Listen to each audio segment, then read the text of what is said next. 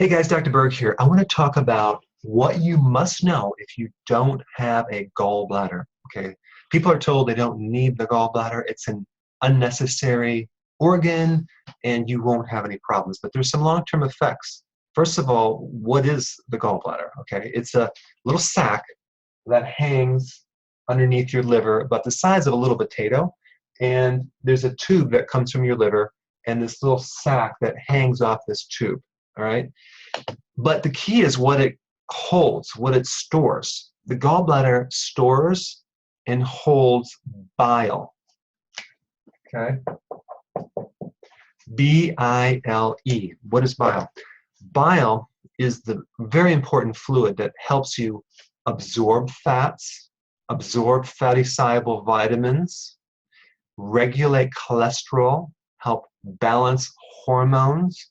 So it does a lot. It helps lubricate the colon. Okay, so we'll talk about all those. But basically, without a gallbladder, you don't have the concentrated effect. Normally, the bile is concentrated by 5 times the amount in that little sac there. So we need that bile to secrete out when you eat fats to be able to pull it in. So without that gallbladder, you're always going to be deficient in bile.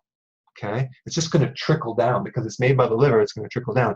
And by the way, bile is what prevents gallstones. So probably the reason why you had a gallstone in the first place is you don't have enough bile. So now they take the gallbladder out and you don't have the bile, you continue to have other problems. Okay, so let's take a look at, without a gallbladder, all the potential issues. Number one, you're not going to balance the cholesterol anymore. Cholesterol is necessary in the building of hormones, specifically stress hormones, okay? But other hormones too, like testosterone. They're made from cholesterol. Your brain needs cholesterol, the nerves need cholesterol. So also free cholesterol needs bile to help break it down.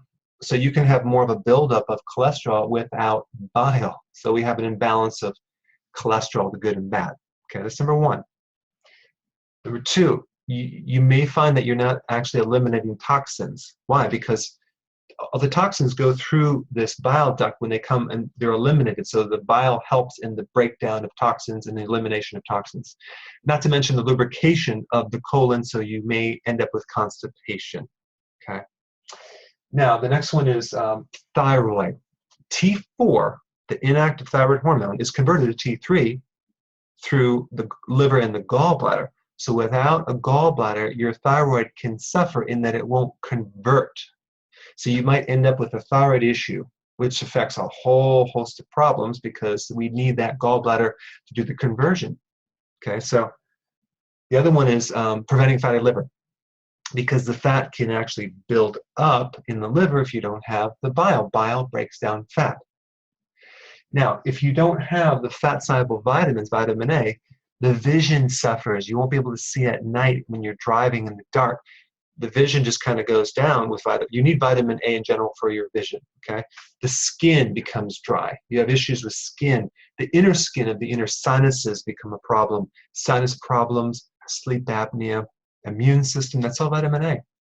Vitamin D is the regulation of calcium. So you may find that your calcium is off, especially the metabolism of calcium. You get bone pain, you have issues with the immune system, things like that.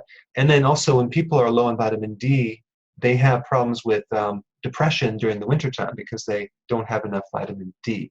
Vitamin D is also good to prevent asthma as well. Okay, vitamin E, very essential for the heart. Vitamin E increases the oxygen to the heart by 250 times. 250%. So it actually increases oxygen to the heart to prevent heart cramps.